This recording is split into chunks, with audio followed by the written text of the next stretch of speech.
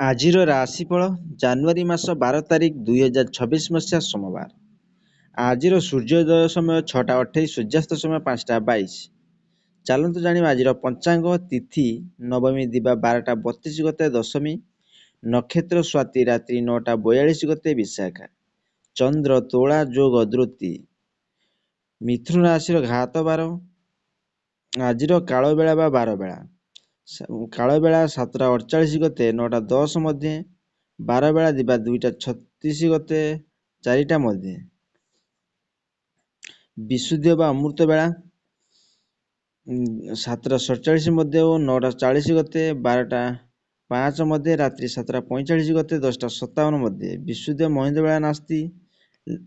ଲାଉ ଦିବା 12ଟା 32 ଗତେ କଳମ ଶାଗ ଭକ୍ଷଣ ନିଷେଧ।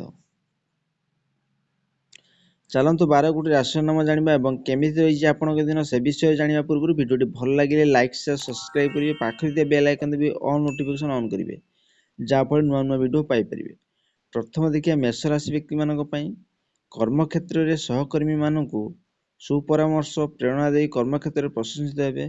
ଦୀର୍ଘ ସମୟ ଅପେକ୍ଷା ବନ୍ଧୁଙ୍କୁ ଭେଟି ପାରନ୍ତି। ସାଧାରଣ କଥାକୁ ନେଇ ପାରିବାରିକ ଅସହଯୋଗରୁ ଶେଷ ପର୍ଯ୍ୟାୟରେ କାମଗୁଡ଼ିକ ଅଧା ଅଟକିଯିବ। ପାରିବାରିକ ଚାପ ଦୃଷ୍ଟିରୁ ମାନସିକ ସ୍ତରରେ କଷ୍ଟ ସ୍ୱୀକାର କରିବେ। ସେଇଭଳି ଦେଖିବା ବୃଷ ରାଶି ବ୍ୟକ୍ତିମାନଙ୍କ ପାଇଁ। ଆଜି ଆପଣଙ୍କର ମାନସିକ ସ୍ୱାସ୍ଥ୍ୟ କେତେକାଂଶରେ ଭଲ ରହି ନପାରେ। ଅଭାବ ନଥିଲେ ଆକସ୍ମିକ ଆବଶ୍ୟକତା ପୂରଣ କ୍ଷେତ୍ରରେ ଅସୁବିଧା ମନେ କରିବେ। କର୍ମକ୍ଷେତ୍ରରେ ଅନ୍ୟକୁ ସାହାଯ୍ୟ କରିବାକୁ ଯାଇ ନିଜେ ହଇରାଣ ପଡ଼ିପାରନ୍ତି। ପଡ଼ୋଶୀଙ୍କ କଥାରେ ପ୍ରଭାବିତ ହୋଇ କୌଣସି ଭୁଲ କାମ କରିପାରନ୍ତି। ସେଇଭଳି ମିଥୁନ ରାଶି ବ୍ୟକ୍ତିମାନଙ୍କ ପାଇଁ ବନ୍ଧୁମାନଙ୍କ ସାହାଯ୍ୟରେ ଭାଙ୍ଗି ପଡ଼ିଥିବା ସ୍ୱାସ୍ଥ୍ୟର ଉନ୍ନତି ଘଟିପାରେ। ସହକର୍ମୀଙ୍କ କାର୍ଯ୍ୟାବଳୀ ଅଫିସରେ ପ୍ରତ୍ୟେକ ଘଟଣାକୁ ସନ୍ଦେହ ଦୃଷ୍ଟିରେ ରଖିବେ। ପ୍ରତୀକ୍ଷିତ ଖବରଟି ଆଜି ପାଇପାରନ୍ତି। ବନ୍ଧୁଙ୍କ ପ୍ରତିଶ୍ରୁତି ଦେଇ ଶେଷରେ ନାସ୍ତି ବାଣୀ ଶୁଣାଇବେ। କର୍ମକ୍ଷେତ୍ରରେ ସୁବିଧାରେ କାମ ହାସଲ କରିବା କଷ୍ଟକର ହୋଇପଡ଼ିବ।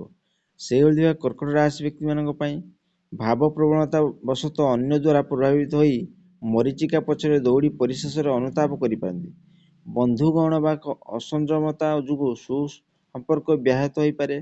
ବିଭିନ୍ନ ପ୍ରକାର ଆଶା ଆଶଙ୍କାରେ ବ୍ୟବସାୟକୁ ସଂକୁଚିତ କରିଦେଇ ପାରନ୍ତି।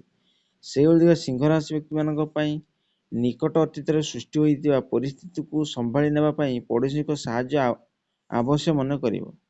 କର୍ମକ୍ଷେତ୍ରରେ ଅଯଥା ମିଥ୍ୟା ଅଭିଯୋଗ ସକାଶେ ଅନ୍ୟ ଉପରେ ବିରକ୍ତି ପ୍ରକାଶ କରିପାରନ୍ତି। ପାରିବାରିକ ବା ପରିବାରର ବ୍ୟୟ ବୃଦ୍ଧି ଯୋଗୁଁ କିମ୍ବା ପରିବହନ ସମସ୍ୟା କାରଣରୁ ବ୍ୟସ୍ତ ରହିପାରନ୍ତି। ସେଇଭଳି କନ୍ୟା ରାଶି ବ୍ୟକ୍ତିମାନଙ୍କ ପାଇଁ ପାରିବାରିକ ସ୍ତରରେ ବନ୍ଧୁଙ୍କ ବ୍ୟବହାରର ଅସନ୍ତୁଷ୍ଟ ହୋଇ ଆଲୋଚନା କାଳରେ ସ୍ତ୍ରୀକୁ ସହମତ ପାର୍ଥକ୍ୟ ଦେଇପାରିବେ। କର୍ମକ୍ଷେତ୍ରରେ ଶେଷ ସମୟ ସୁଯୋଗ ହରାଇବା ସକାଶେ ବ୍ୟଥିତ ହୋଇପାରନ୍ତି। ଅପରାହ୍ନ ପୁରାତନ ରୋଗର ପୀଡ଼ା ଅନୁଭବ କରିପାରନ୍ତି। ସାହିତ୍ୟ ଓ କଳା କ୍ଷେତ୍ରରୁ ପ୍ରଶଂସିତ ହେବେ। ସେଇଭଳି ତୁଳା ରାଶି ବ୍ୟକ୍ତିମାନଙ୍କ ପାଇଁ ଆନୁଷ୍ଠାନିକ କାମରେ ସାଂଗଠନିକ କାର୍ଯ୍ୟର ନେତୃତ୍ୱ ନେଇ ପ୍ରଶଂସିତ ହେବେ। ସାମାଜିକ ସ୍ତରରେ ସମ୍ମାନ ଲାଭ ପଦମର୍ଯ୍ୟାଦା ବୃଦ୍ଧି ପାଇବେ। ପ୍ରତ୍ୟେକ କ୍ଷେତ୍ରରେ ଜିଦ୍ ଖୋର ମନୋଭାବ ତ୍ୟାଗ କଲେ କେତେକାଂଶରେ ଉପକୃତ ହୋଇପାରନ୍ତି। ଯାତ୍ରା ସମୟରେ ଯାନ୍ତ୍ରିକ ତ୍ରୁଟି ଯୋଗୁଁ ଯାତ୍ରାରେ ବିଳମ୍ବ ଘଟିପାରେ। ସେଇଭଳି ବିଛା ରାଶି ବ୍ୟକ୍ତିମାନଙ୍କ ପାଇଁ ସାଧାରଣ କଥାକୁ କେନ୍ଦ୍ର କରି ମଧ୍ୟାହ୍ନ ମନରେ ବିରକ୍ତି ଭାବ ସୃଷ୍ଟି ହୋଇପାରେ। ସଭା ସମିତିରେ ଆଲୋଚନା ଦ୍ୱାରା ସମସ୍ୟାର ସରଳ ସମାଧାନ ହୋଇପାରିବ। ପାରିବାରିକ ସମସ୍ୟାର ସରଳ ସମାଧାନ କରିବାର ପଡ଼ୋଶୀଙ୍କ ଅବଦାନ ସ୍ମରଣୀୟ ରହିବ। ଗତକାଲିଠୁ ଭାବୁଥିବା କାମଟିକୁ ଆଜି ହିଁ ଶେଷ କରିପାରିବେ। ସେଇଭଳି ଧନୁରାଶି ବ୍ୟକ୍ତିମାନଙ୍କ ପାଇଁ ସାମାନ୍ୟ ଶାରୀରିକ ଅସୁସ୍ଥତା ଅନୁଭବ କରିବା ସହ ପ୍ରିୟଜନଙ୍କ ସହ ସମ୍ପର୍କ ହାନି ଯୋଗୁଁ ଚିନ୍ତିତ ହେବାକୁ ପଡ଼ିବ।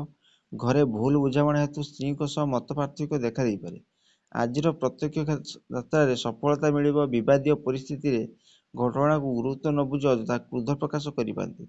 ସେଇଭଳି ମକର ରାଶି ବ୍ୟକ୍ତିମାନଙ୍କ ପାଇଁ ବନ୍ଧୁଙ୍କ ଆନ୍ତରିକତା ପରାମର୍ଶକୁ ନିର୍ବିବାଦରେ ଗ୍ରହଣ କରିନେଲେ ବିଭିନ୍ନ ପ୍ରକାର ଦିଗରୁ ଉପକୃତ ହୋଇପାରିବ। କର୍ମକ୍ଷେତ୍ରରେ ଉପରିସ୍ଥିତ ସାହାଯ୍ୟ ଲାଭ କରି ସ୍ଥଗିତ କାମକୁ ପୁରାଦମରେ କରିବାର ନିଷ୍ପତ୍ତି ନେଇପାରନ୍ତି।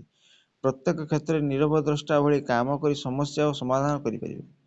ସେଇଭଳି କୁମ୍ଭ ରାଶି ବ୍ୟକ୍ତିମାନଙ୍କ ପାଇଁ ସରଳ ଭାବରେ କୌଣସି କଥାକୁ ଗ୍ରହଣ ନକରି ପରୀକ୍ଷା କରି କାମରେ ଲଗାଇଲେ ଉପକୃତ ହୋଇପାରିବେ।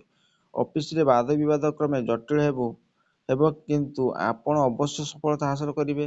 ଜମିଜମା ବ୍ୟବସାୟୀର ଉନ୍ନତି କରିବା ସହ ନିକଟ ସମ୍ପର୍କୀୟ ସହ ସମ୍ପର୍କ ଉନ୍ନତି ପରିଲକ୍ଷିତ ହେବ। ଶେଷରେ ଦେଖିବା ମୀନ ରାଶି ବ୍ୟକ୍ତିମାନଙ୍କ ପାଇଁ ଆଜିର ନିଜ ଲକ୍ଷ୍ୟ ପୂରଣ ହେବାର ଅଜଣା ବନ୍ଧୁଙ୍କ ସାହାଯ୍ୟ ଅବିସ୍ମରଣୀୟ ରହିବ। କୌଣସି କ୍ଷେତ୍ରରେ ଆଜି ତରବରିଆ ପଦକ୍ଷେପ ନେବା ଠିକ୍ ହେବ ନାହିଁ। ଅସମର୍ଥିତ ସୂତ୍ରରୁ ଜଣା କଥାକୁ ବିଶ୍ୱାସ କଲେ ଅସୁବିଧାର ସମ୍ମୁଖୀନ ହୋଇପାରନ୍ତି। ପାରିବାରିକ ଅଶାନ୍ତି ଦେଖା ଦେଇପାରେ। ଆଶା କରି ଭିଡ଼ିଓଟି ଭଲ ଲାଗିଲେ ଲାଇକ୍, ସେୟାର, ସବସ୍କ୍ରାଇବ୍ କରି ବେଲ୍ ଆଇକନ୍